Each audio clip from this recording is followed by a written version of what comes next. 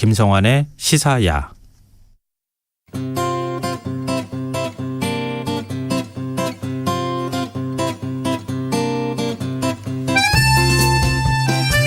지난 1일은 미얀마에서 군부 쿠데타가 발생한 지 1년이 되는 날이었습니다. 어느새 이렇게 시간이 흘러버렸네요. 지난 1년 동안 미얀마에서는 1,500여 명이 넘는 시민들이 군부에 의해 사망했고 아웅산 수치 국가고문을 비롯해 체포 구금된 사람들도 만여 명이 넘는다고 하는데요. 미얀마 국민들은 지금도 군부에 계속해서 저항하고 있지만 국제사회의 관심은 예전 같지 않은 상황인데요. 세계이면 미얀마 쿠데타 1년을 돌아보는 시간 마련했습니다. 외신캐스터 전지현 씨 나와 계십니다. 안녕하세요. 네, 안녕하세요. 네, 벌써 1년이에요. 네, 그렇죠. 중간중간에 네. 청취자 여러분들께 한 번쯤 상기할 수 있도록 네. 기억을 하실 수 있도록 하는 그런 기회를 마련하기도 했었는데 금방 시간이 지나가 버렸어요. 그렇습니다. 우리 하지만 상황을 좀 한번 먼저 복기를 해보죠. 네, 작년 2월 1일이었어요. 네. 미나웅 흘라잉 최고사령관이 이끄는 미얀마 군부가 쿠데타를 일으켰었죠. 그래서 수치 국가고문을 비롯한 주요 인사들을 구금을 하고요. 정권을 장악했습니다. 군부가 이제 쿠데타를 일으킨 이유는 이렇습니다. 수치 고문이 이끌고 있는 민주주의 민족동맹이 그 전해 11월에 있었던 총선에서 압승을 거뒀거든요. 예. 그러니까 총선에서 유권자 1,000만 명 이상이 선거 명부와 일치하지 않았던 심각한 부정이 있었는데도 정부가 이것을 제대로 처리하지 않았다. 이걸 이유로 들면서 쿠데타를 했습니다.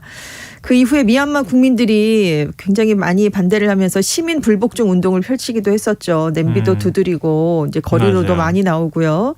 그러다가 이제 그게 통하지 않으니까 결국은 지금 무장 투쟁으로 저항 강도를 이제 높여가는 그런 상황이 벌어졌고요.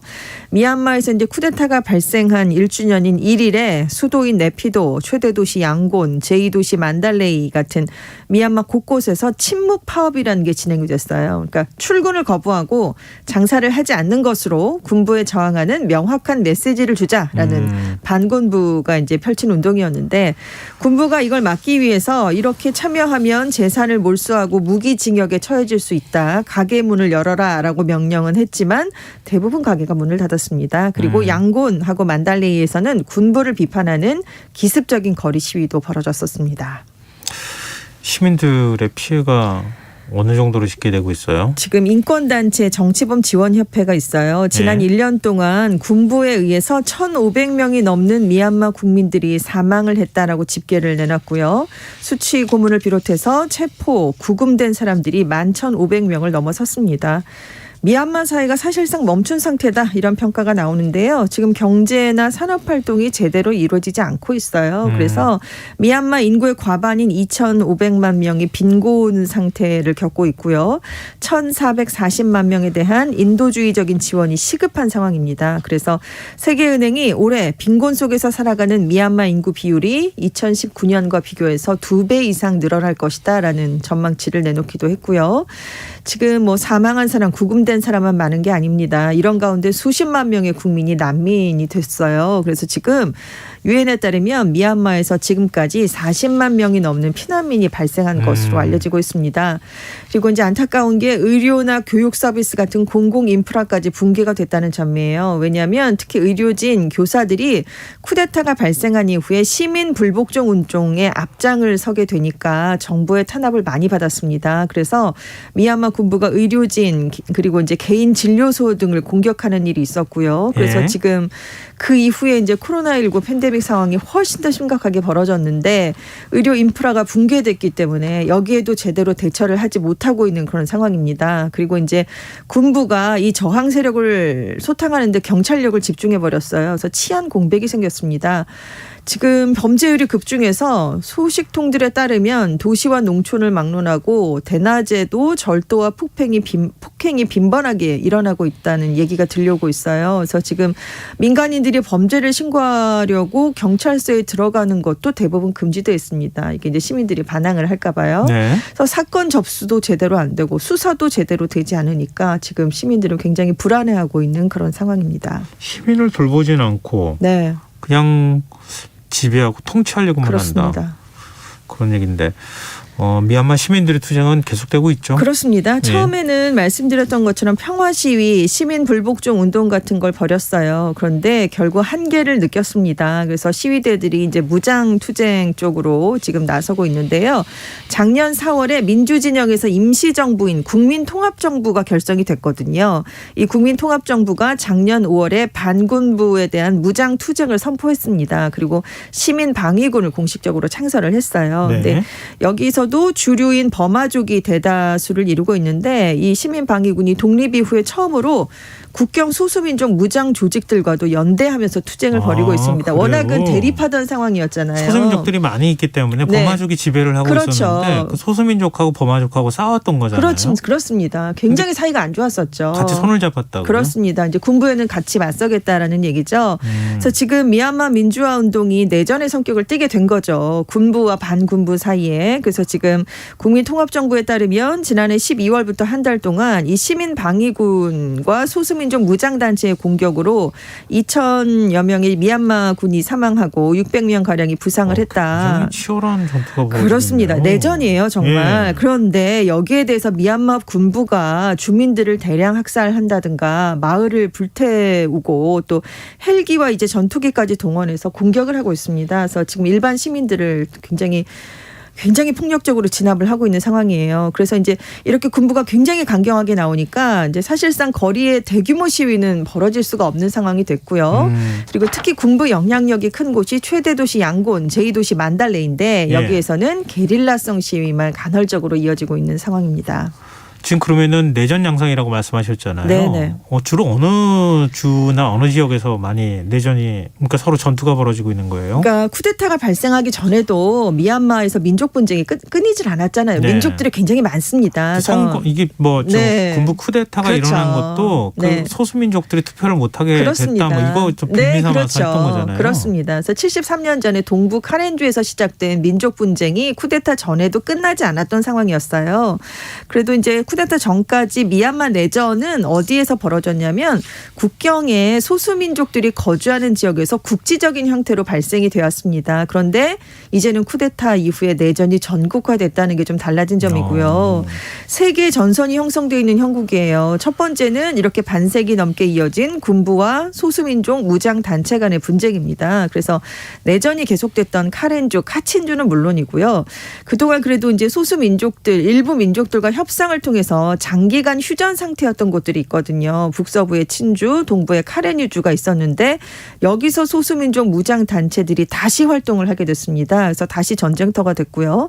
둘째는 군부 대 시민전선입니다. 그래서 사실은 그동안 무력 분쟁이 없었던 곳들이 지금 무장투쟁이 가장 활발한 최대 격전지가 됐는데 북부의 사가잉, 중부의 마고에 지방이 대표적입니다. 그리고 이제 세 번째가 소수민족 간의 동족 내전인데요. 특히 샨주의 경우에 지금 북부와 남부를 거점으로 두고 있는 세력끼리 쿠데타 이후에 관계가 더 악화됐습니다.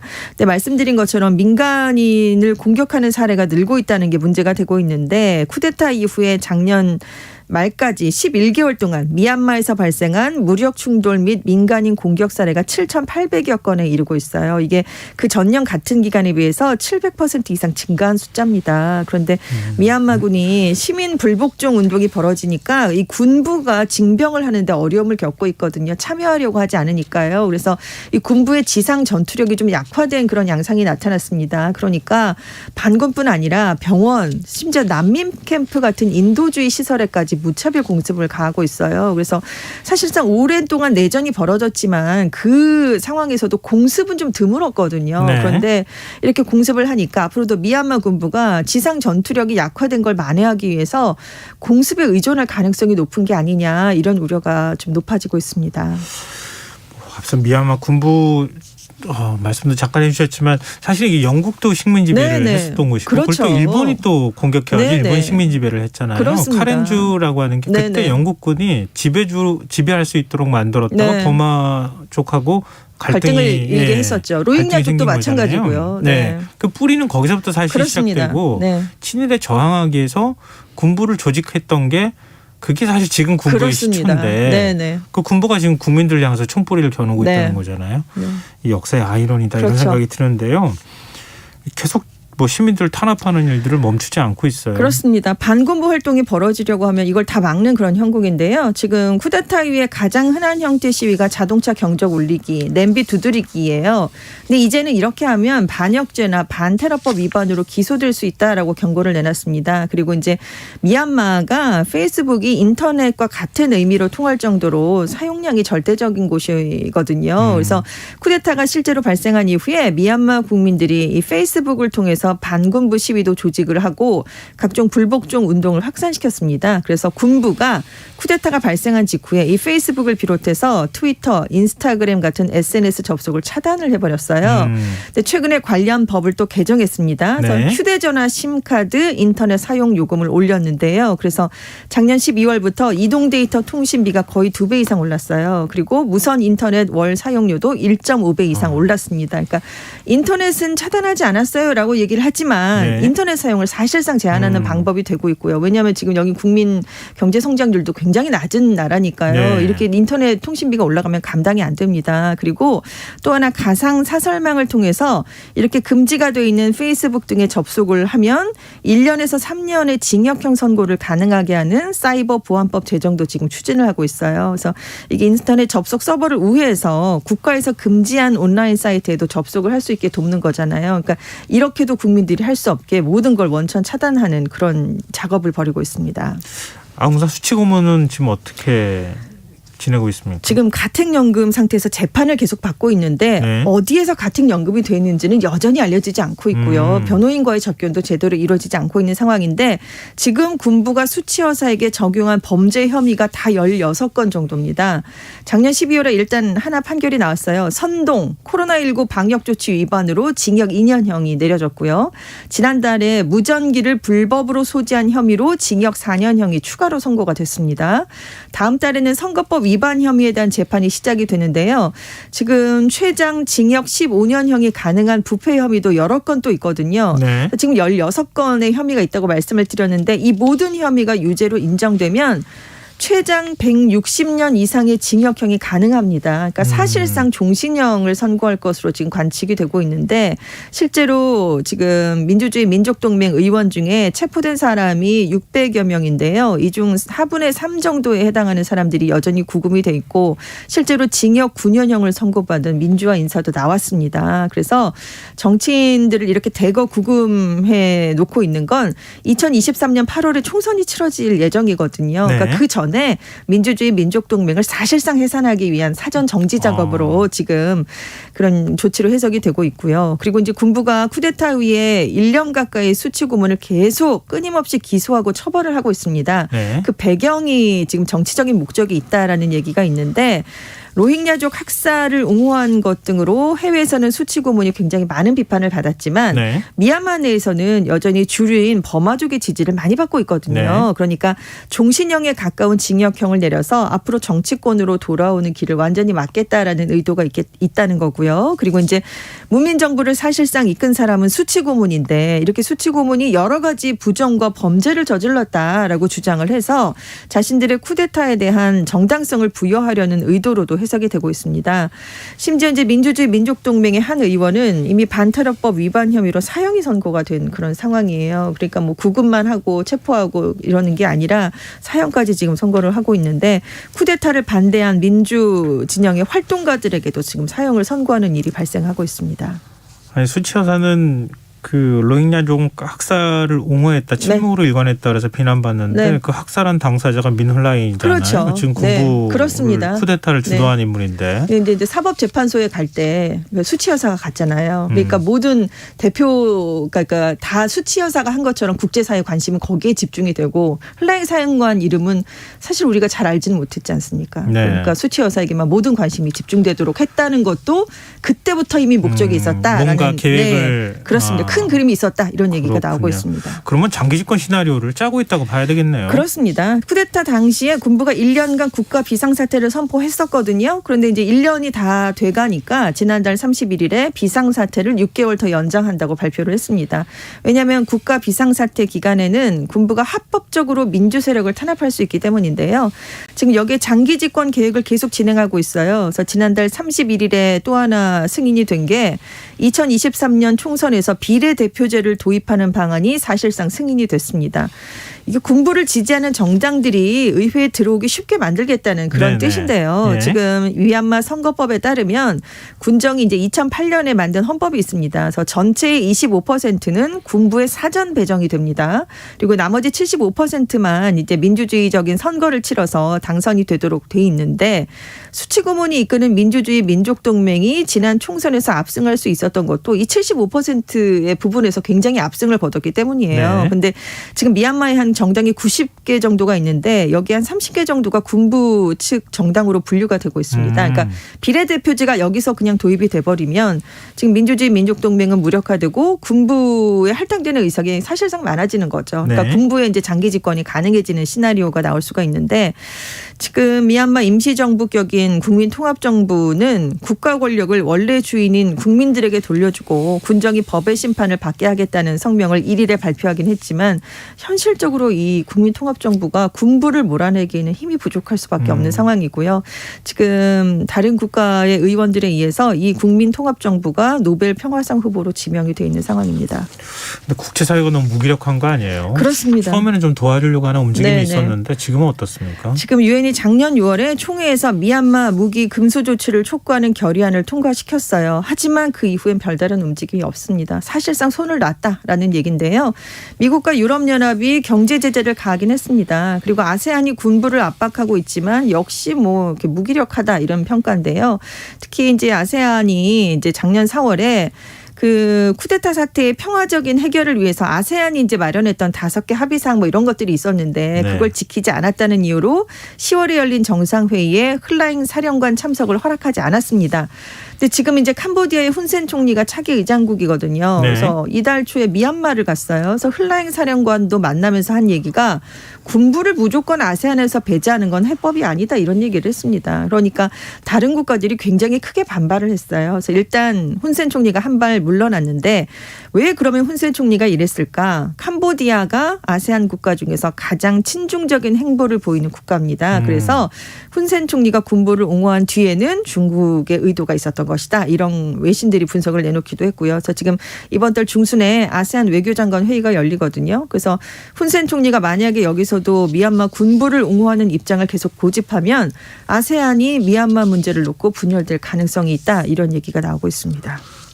군부가 이렇게 국제사회 압박에도 불구하고 버틸 수 있는 건 중국이 뒤에 있기 때문 아니에요? 그렇습니다. 중국과 러시아 때문인데요. 네. 중국은 뭐 사태 초기부터 쿠데타는 내정 문제다라면서 사실상 군부를 지지했고요. 그리고 이제 오히려 지난달에는 민주진영에게 미얀마에 있는 중국 공장을 공격하지 말아달라. 그리고 올림픽 기간에 소수민족들에게 전투를 중단해달라 뭐 이런 요청을 하기도 했습니다. 그리고 흘라잉 사령관이 쿠데타가 발생한 지 4개월 만에 러시아를 직접 방문했어요. 그래서 러시아가 이 자리에서 미얀마 군부와 협력을 강화하고 무기를 구매하겠다 이런 협의를 내놓기도 했습니다. 그래서 이 전략이 실제로 유엔 안전보장이사회에서 효과를 거뒀는데요. 왜냐하면 이 미얀마 군정을 제재하려고 지금 유엔 안보리가 시도를 하고 있지만 상임이사국들인 이 중국과 러시아가 반대해서 계속 안보리를 통과하지 못하고 있는 상황이 되고 있습니다. 근데 군부의 자금줄을 차단하는 게 방법이 될 수 있지 않나요? 그렇습니다. 그래서 무기 금수, 원유와 가스전 수입금에 대한 제재를 좀 시행해야 된다. 이걸 국제사회가 좀 주도해야 된다라는 지적이 계속해서 나오고 있어요. 그래서 네. 지금 군부와 합작 사업을 중단해라라고 요구를 받아왔던 그런 기업들이 있습니다. 프랑스와 미국의 거대 에너지 기업이죠. 토탈과 쉐보론은 지난달 21일을 기점으로 가스전 사업에서 철수하겠다라는 걸 전격 발표를 했습니다. 그래서 일단 국제인권단체 휴먼 라이츠 워치는 최대 돈줄인 가스 원유전 수입금이 절대로 군부로 흘러들어가지 못하도록 하는 그런 표적 제재를 발동해달라 이런 거를 지금 프랑스, 미국 정부에 촉구를 하고 있는데 왜냐하면 지금 군부가 이런 가스전 사업 수익금으로 받는 돈이 우리 돈으로 1조 2천억 원이 넘고 있거든요. 그러니까 가장 큰 외화 수입원인데 여기에 제재를 가해버리면 군정에 타격을 입히는 사례가 될 수 있지 않겠느냐 이런 얘기가 나오고 있고요. 그런데 이제 미얀마 군부는 그러면 우리는 중국을 통해서 자금을 차관하겠다. 또 이런 입장을 내세우고 있어요. 그리고 지금 뭐 러시아 등과 군사 경제 정보 협력을 더 적극적으로 확대하면서 우리는 이미 익숙하다. 또 이런 얘기를 내놓고 있어서 지금 해결이 굉장히 어려운 상황입니다. 우리랑 역사가 겹치는 부분이 굉장히 네, 많잖아요. 그렇습니다. 그래서 똑같은 민주화 과정을 거치기도 하고 그래서 네. 좀 같은 동질감 같은 거 느끼면서 네네. 많이 도와줘야 되겠다 이렇게 그렇죠. 또 얘기를 많이 했는데 상황이 너무 심각하네요. 그렇죠. 그래서 뭐 이제 이 경제적인 부분만 아니라 이제 민간 협력까지 제재 대상이 될 수 있는 상황이 나오면서 미얀마의 미래도 위협을 받고 있다 이런 우려도 커지고 있습니다. 네, 세계이면 여기까지 하겠습니다. 외신캐스터 전주현 씨였습니다. 고맙습니다. 네, 감사합니다. 오늘 모바일 상품권 당첨자는 홈페이지 공지사항에서 확인하실 수 있습니다. 김성환의 있어요. 오늘 여기까지 하겠습니다. 고맙습니다.